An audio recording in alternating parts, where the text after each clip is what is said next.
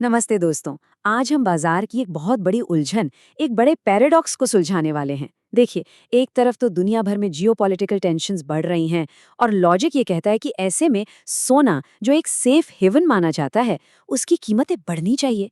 लेकिन हो इसका ठीक उल्टा रहा है। तो आखिर चल क्या रहा है? चलिए इसी सवाल की तह तक चलते हैं। ये वो पहेली है जो इस वक्त हर निवेशक को परेशान कर रही है। पारंपरिक सोच और बाजार की हकीकत में इतना बड़ा अंतर क्यों दिख रहा है? आइए इसे समझते हैं। तो देखिए, कहानी में दो हिस्से हैं। पहला, जो हम उम्मीद कर रहे थे कि जियोपॉलिटिकल टेंशन बढ़ेगी, लोग सुरक्षित निवेश के लिए सोने की तरफ भागेंगे और सोने की कीमत ऊपर जाएगी। लेकिन दूसरा हिस्सा है हकीकत का।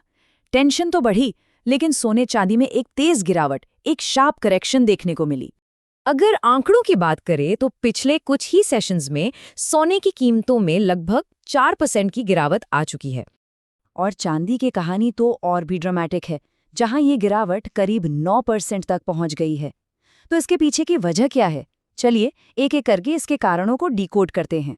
हमारी तहकीकात का पहला और सबसे बड़ा सुराग जुड़ा है कच्चे तेल और महंगाई से।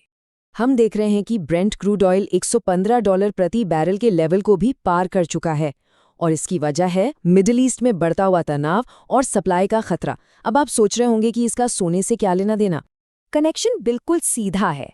जब तेल महंगा होता है तो ट्रांसपोर्टेशन से लेकर प्रोडक्शन तक हर चीज की लागत बढ़ जाती है। इसी को हम कॉस्ट पुश इन्फ्लेशन कहते हैं। मतलब महंगाई लागत बढ़ने की वजह से आ रही है। अब बाजार को सबसे बड़ा डर ये सता रहा है कि ये महंगाई स्टिकी होने वाली है। मतलब ये आसानी से नीचे नहीं आएगी। और जब महंगाई काबू से बाहर जाने लगती है तो दुनिया भर के सेंट्रल बैंक्स को ब्याज दरें ऊंची रखने पर मजबूर होना पड़ता है। और सोने के लिए असली खेल यहीं से बिगड़ना शुरू होता है। और ये हमें हमारे दूसरे सुराग पर लेकर आता है, जो जुड़ा है ब्याज दरों और यूएस फेडरल रिजर्व के इरादों से। यूएस फेड ने अपने हालिया मीटिंग में साफ कर दिया है कि ब्याज दरें फिलहाल ऊंची ही बनी रहेंगी। मतलब रेट कट की उम्मीद अभी दूर है। और इस एक ऐलान का सोने की कीमतों पर बहुत गहरा असर पड़ा है। ऐसा इसलिए क्योंकि यहीं सोने की सबसे बड़ी कमजोरी सामने आती है। ये एक नॉन यील्डिंग एसेट है। इसका सीधा सा मतलब है कि अगर आप सोना खरीद कर रखते हैं तो वो आपको कोई ब्याज या डिविडेंड नहीं देता। तो अब एक निवेशक के नजरिए से सोचिए। एक तरफ है यूएस ट्रेजरी बॉन्ड्स, जो आपको लगभग 4 से 5% का एक सुरक्षित गारंटीड रिटर्न दे रहे हैं। और दूसरी तरफ है सोना, जो आपको 0% का रिटर्न दे रहा है। चुनाव काफी आसान हो जाता है ना? इसी को कहते हैं अपॉर्चुनिटी कॉस्ट का बढ़ जाना।